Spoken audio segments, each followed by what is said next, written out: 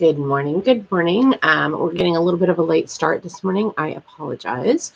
There were some tech issues with YouTube. Usually I can go on and click and it just wasn't letting me start. So, good morning. Today is August 20th, Saturday. I am pre-caffeine, as I'm sure you can tell. I'm coming off of a full day trial yesterday, and then I've got the same trial Monday.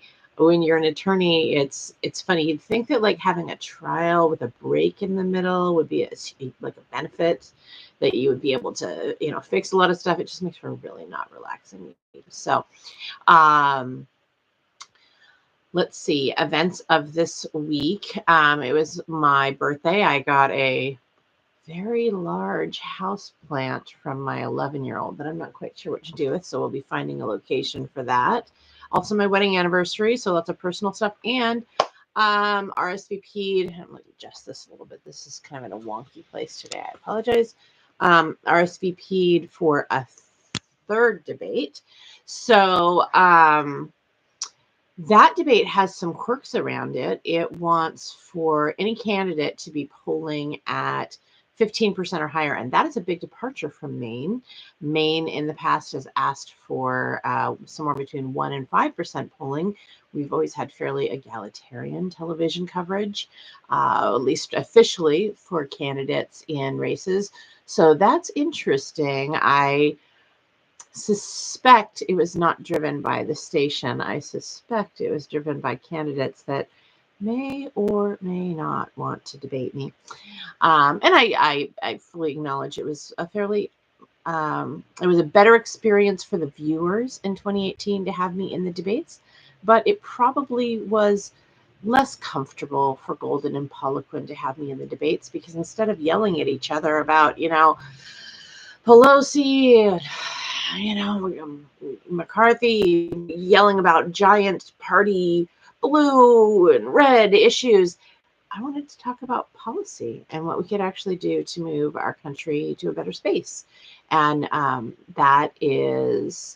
it makes it very obvious and uncomfortable if you're having a red versus blue argument, especially if the blue is trying to chase the red right on over the cliff that the red has jumped off the last few years, on a federal level at least. I still know many people locally that identify as Republicans that are, multi-generational Republicans, and they hold the same beliefs, and they think maybe the party's gotten a little wonky, but they think all political parties are wonky. So it's hard to differentiate nationally, I think. And when you live in a place where locally it is a purple state and there is a lot of mixing, it is unusual to kind of have to deal with that big distinction between what's happening federally, where I freely admit that the Republican Party has gone off the rails. They don't seem to have any functional policy.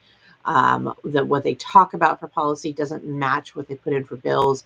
And the bills that they put in are ridiculous and sensational and designed to create buzz, but not actually designed to create legislation, which I find to be really offensive as an attorney and as somebody who works with these laws. They're designed to make people look histrionic when they point out, hey, this is ridiculous and nonsense sauce. Maybe stop doing that. We need to do things that are reasonable, that are helpful, that are responsible to our constituents, and that is not where they're going on policy. So I suspect that neither Golden nor Poliquin is excited to debate me, because I push them into a different area than is their skill set. Their skill set is much more game show contestants than talking about actual things that help people and how they help people, and knowing what's going on in folks' lives. And I don't blame them. I have a very different skill set than they do. They each have a bachelor's degree. I have an associate's, a bachelor's, a master's, and a law degree. I spent a lot more time studying. I worked in the community for a lot longer than either one of them. I was a city official for almost 8 years in a smallish, well, actually it would be huge for Maine, but for the West Coast tends to have a lot of bigger cities. So for the West Coast, it was a small city, around 10,000 people. that was based on agriculture and tourism, very similar to what we have here in Maine. And, I spend my day all day when I'm at my day job helping people with issues that really are federal law that impact us, our taxes, insurance, including health insurance and health care, Social Security, retirement plans, Medicare and Medicaid, the temporary aids that we have in place. So, TANF, SNAP, LIHEAP funds, which is where if you are watching this from a place that doesn't have cold winters, Maine has a bit brisk winters. So we get some federal funds that help folks who, so they don't have to choose so much between food and heat in the winter. We have a lot of people every year that have to choose between food and heat in the winter. It is going to be a big problem this year because heating costs have gone up. And though there have been some increases planned, inflation has also drastically outpaced Social Security. Inflation has drastically outpaced adjustments to SNAP programs. So SNAP used to be known as food stamps. And when I was a kid, we went through a period where we needed public assistance, and it was literal stamps that you got. Now it's a debit card that you have that you can use only on certain items. So, inflation hasn't kept pace with, or inflation and the adjustments to the program for food stamps are just not even in the same place. Same thing with rental assistance programs. I have multiple clients that are trying to find housing, that they may have vouchers. It is common. It is not unusual at all when you are separating households to have that period in your life where you have paid in your whole life to have assistance. And you expect that it's there when you need it. That's why we pay a lot of those taxes.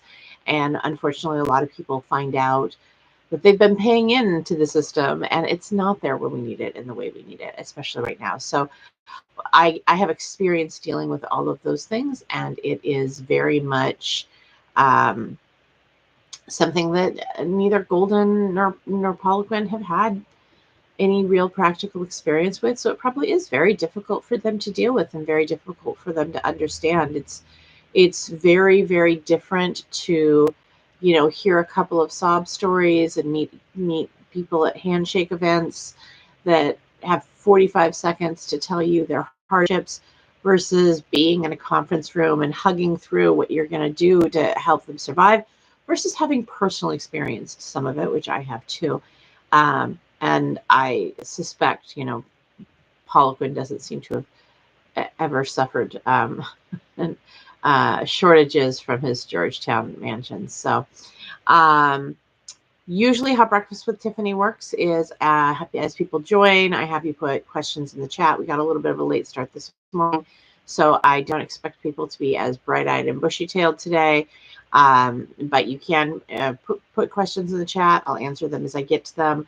I don't know that we're going to be going for a real long time today. I have to jet out to events, so I wasn't even sure if I was going to be able to come and talk with you today. There's a whole bunch going on around the state, and it's not in places that are close to each other. So I'm going to have to pick my battles today. Tomorrow is an easier day. I will likely be at do our weekly grocery shop at the Lewiston Farmers Market. They have just terrific stuff. You will likely see me there if you're going there. And they also have hot air balloons right nearby that are going to be launching. They're probably launching a little earlier than the farmers market starts, so we're going to get there probably very early. But definitely swing by Lewiston for that. It's absolutely lovely and breathtaking. I really love where the farmers market is in Lewiston. It's right down across from a giant park. I almost always include the address for your GPS if you need it, if you're not familiar with the area. So when I'm going there, I'll usually post the address and that I'm headed there or that I'm there. If you want to try and run into me, I'm pretty easy to find. Instead of doing a lot of campaign events that require you to go out of your way, which are really hard to be available to you where you are. So we have 2 digital town hall type events per week. We have the Tuesday town halls, which are Tuesdays at 7. And that right now is fairly similar in format to what we're doing here. It's going to become more formal as we get into the fall and closer to elections. So that is very much like any town hall that you would go to in person, except Maine's huge and it's very impractical to get folks together in a lot of areas. I certainly travel all over, but it's difficult for people's schedules to line up. And even if you're in a county, you might be an hour plus away from wherever a venue might be. So this seems like a more accessible way for me to be available for you. We're also still in a pandemic, and a lot of people are very conscientious about leaving spaces or going into crowded indoor spaces with large groups of people. So this format's a little bit easier. If I am in DC in January, if I end up being the person that you send, I probably won't be able to continue to do them on a weekly basis, but I'd like to still do them at least quarterly, if not monthly, so that you have a way to get to me. One of the things that really frosts my cupcakes about people who go into elected office is they talk about how accessible they're going to be, and then they take on the job and they just forget to be accessible. And I understand it's a big job with a lot of work, but it doesn't take very much to set up something like this. Super casual. At least you have a way to reach out. At least there's a way to do question and answer. It's not a difficult thing at all to set up. It takes about 5 minutes to set it up. You don't need a lot of staff or a lot of tech, and this at least gives people a way to reach you. Obviously, I'll be representing a whole lot more people than I do right now. Right now, I have about 60 clients as a family law attorney at any given point in time. Representing 540,000 voters and, over 600,000 citizens is certainly a larger volume, but that's no reason to not at least be accessible periodically to people that you are representing to get their concerns, because no matter how much you think you know what's going on, you don't. You don't know everything that is happening in people's lives, and if you're not doing periodic check-ins, you're not doing your job. So we have the Tuesday town halls, and then we have Saturday morning breakfast. You get me, like, this is what I look like on Saturday mornings. My hair is kind of just thrown up, and I'm in PJs that are temperature appropriate. It's a little chilly this morning because I forgot and left my AC on for a few extra hours last night. We're also getting into the time of year where we have beautiful warm days and cool evenings, which makes for great sleep.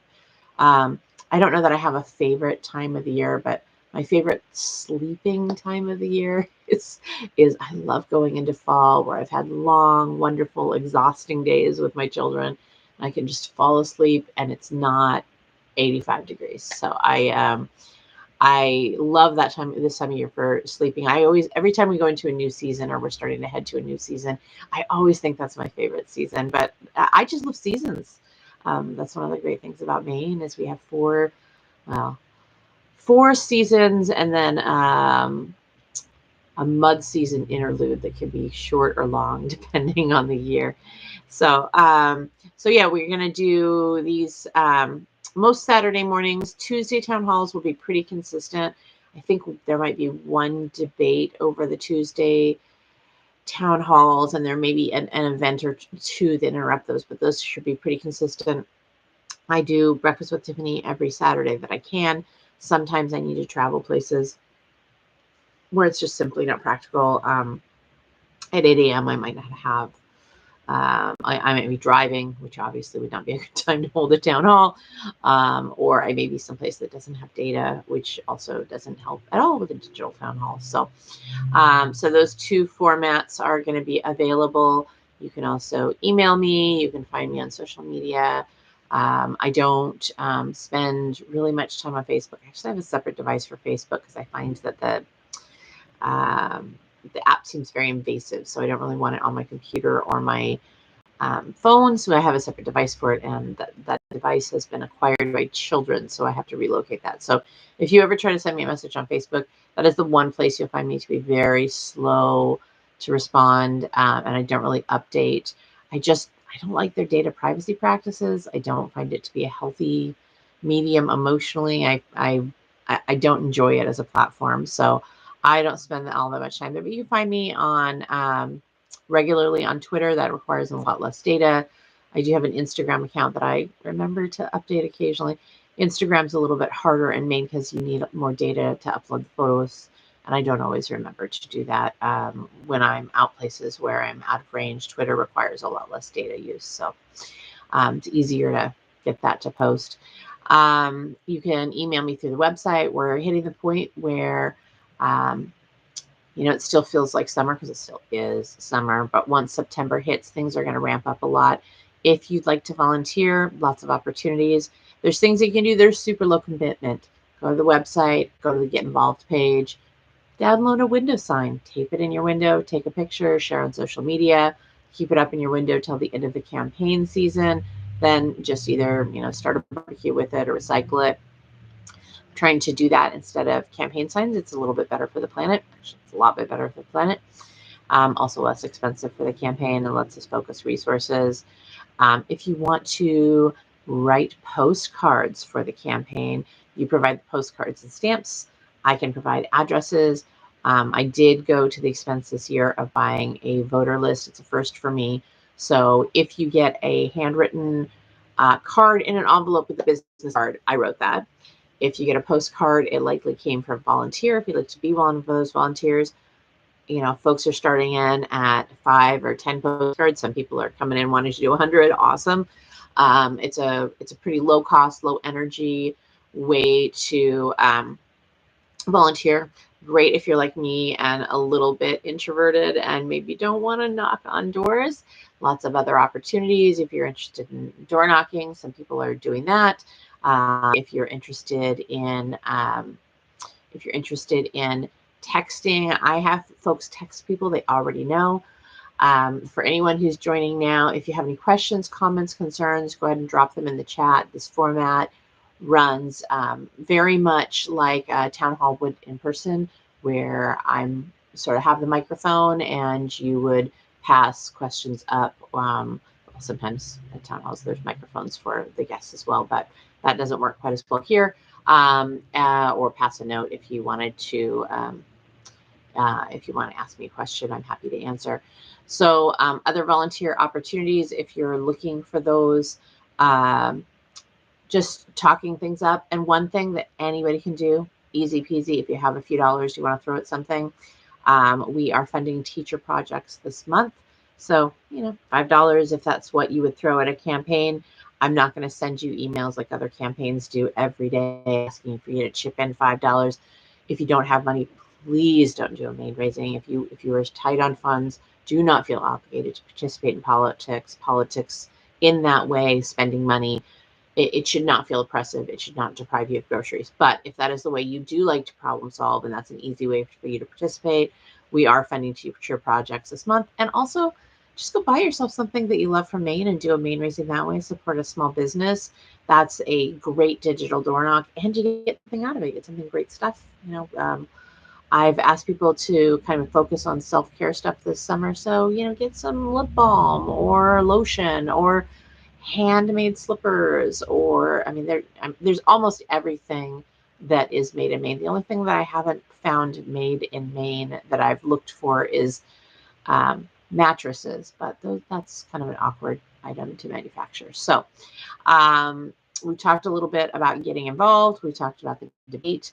I haven't had a chance to be as engaged with the news this week because I have several trials coming up. I started one Friday. I have several other hearings. August is a very busy month for family law attorneys because it is the month where people have tried to mediate and negotiate and figure out who is going to have children during the school year at which school district or which home. And they've just reached a point where they're unable to. So we have a lot of hearings about that during August. So it is hard to jam those all into a very short period of time. And you usually don't necessarily know that you need a hearing until right up against that. So that is my excitement this week. I had a trial Friday, same trial continuing on Monday, and I've got more coming up next week too. So I have a lot of actual work stuff. I've had folks who have pushed on me and said, how could you be a serious candidate for office if you're not campaigning full time? And, my response to that is, why do we want people who can afford to take a year off or even many months off being the people who decide, what rate we're taxed at? Shouldn't they be people that maybe are like the rest of us that can't afford to take months or a year off just to campaign? I am always sort of astonished who has that particular luxury. I don't think I know many people at all who could take even more than 2 or 3 weeks off if they needed to. So, so I do have that responsibility this month. It lightens up a little bit going into September, although not the first couple weeks of September. Haven't had any questions this morning, which is not surprising because I got a late start and I wasn't even sure if I'd be able to do today. If you do have questions going forward, you can find me online. You can reach out to me through the website. You can go on the Get Involved page if you want to help. There's all sorts of opportunities. Some are free, some are low dollar. I try to make them all as fun as possible. I don't have the postcard opportunity up yet. It'll probably be going up this week because I just got the voter list. And if you are in the 2nd Congressional District and you get a card, I obviously cannot write personally 540,000 thank you cards. But if you get one, I did write that. And thank you in advance for considering me to be your representative. I will see you all on Tuesday.